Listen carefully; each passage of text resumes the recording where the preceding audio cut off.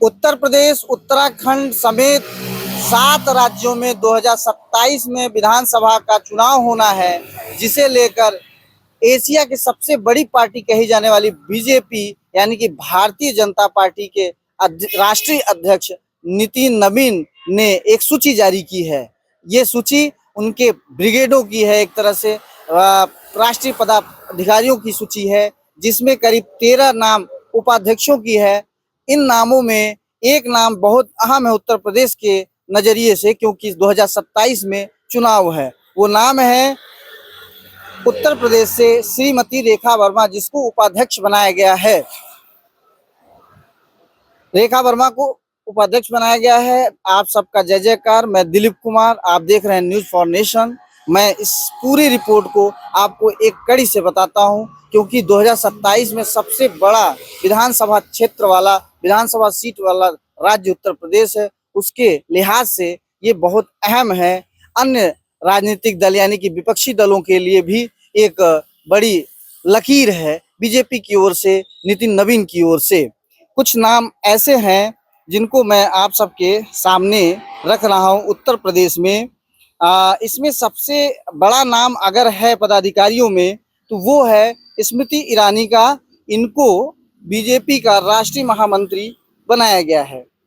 दूसरा नाम है हरीश द्विवेदी। इनका प्रमोशन हुआ है एक तरह से, ये बीजेपी में राष्ट्रीय महामंत्री बनाए गए हैं यूपी से।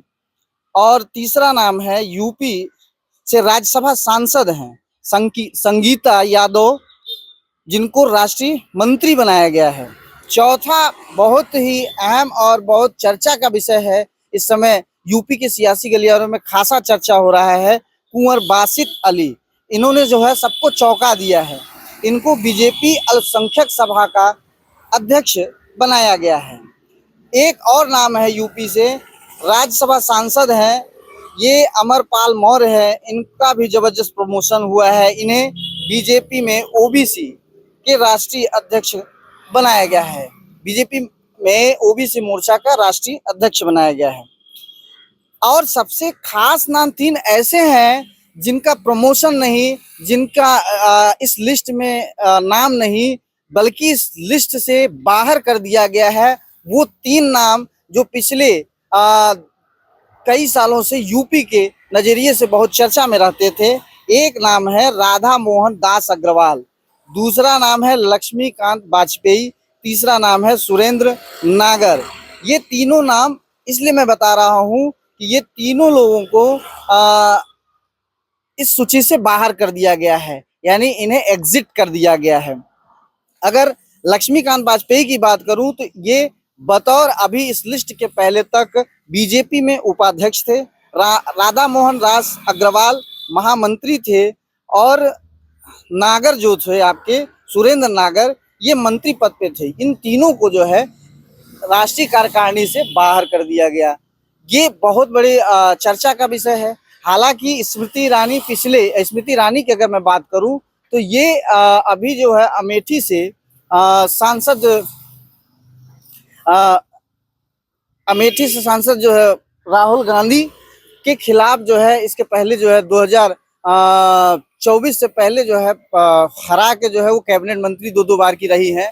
और लेकिन 2024 में राहुल गांधी के सामने जो है वो हार गई थी, जिसके बाद से एक तरह से देखा जाए तो वो खाली बैठी हुई थी स्मृति ईरानी। और उनको लेकर काफी सारी जो है शिबूखा, काफी सारे जो है कयास लगाए जा रहे थे।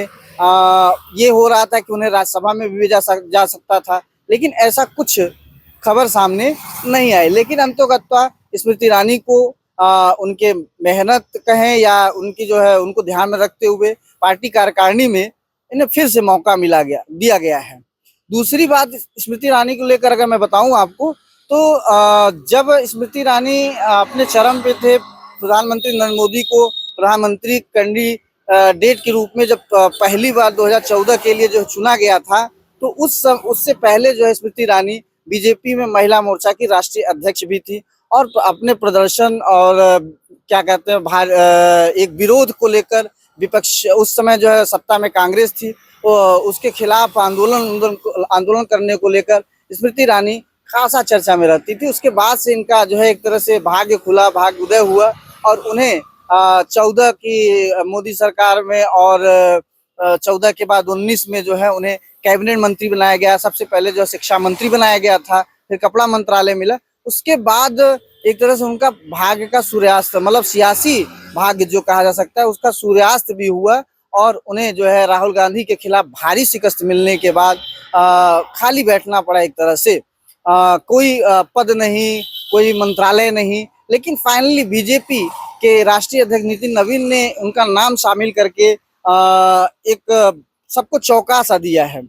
दूसरा जो हमने 3 नाम बताया, राधा मोहन दास, लक्ष्मीकांत वाजपेयी और सुरेंद्र नागर, ये तीनों नाम अभी तक जो है काफी चर्चा में रहते थे क्योंकि इनको बीजेपी कार्यकारिणी, राष्ट्रीय कार्यकारिणी की बड़ी जिम्मेदारी मिली हुई थी। जैसा कि मैंने पहले ही बताया कि एक लक्ष्मीकांत वाजपेयी उपाध्यक्ष थे, राधा मोहन दास अग्रवाल महामंत्री थे और आपके सुरेंद्र नागर मंत्री पद पे थे। फिलहाल इन सब का नाम जो है हटा दिया गया है।